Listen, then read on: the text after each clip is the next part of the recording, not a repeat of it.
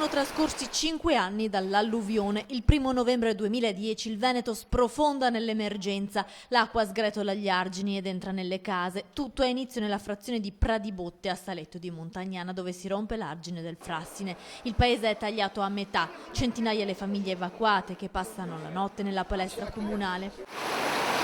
La paura anche a Padova. Si trascorre la notte a monitorare il Bacchiglione. Pochi chilometri più in là, nel comune di Ponte San Nicolò, rompe l'argine del Roncaiette.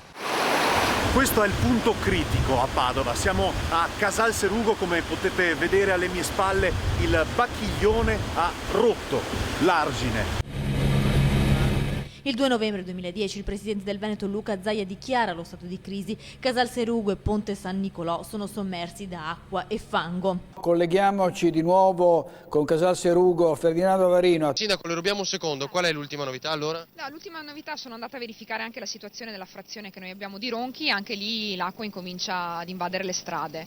A Veggiano rompe l'argine del Tesina. Rete Veneta racconta in diretta la disperazione di quelle ore. Il 3 novembre l'acqua arriva a Bovolenta, cancellando l'intera zona artigianale, che diventa il simbolo di un Veneto piegato e dimenticato dai media nazionali, che solo una settimana dopo si accorgeranno di quante imprese erano state danneggiate dal fango. Nella provincia di Padova sono 36 comuni alluvionati, 4.500 le famiglie sfollate. 5 anni dopo sono 925 i cantieri aperti per realizzare le opere del post-alluvione. Nel marzo scorso il presidente Luca Zaia ha consegnato i lavori per il bacino di laminazione di Trissino e sempre nel Vicentino entro fine anno sarà pronto quello di Caldogno con un bacino di 4 milioni di metri cubi.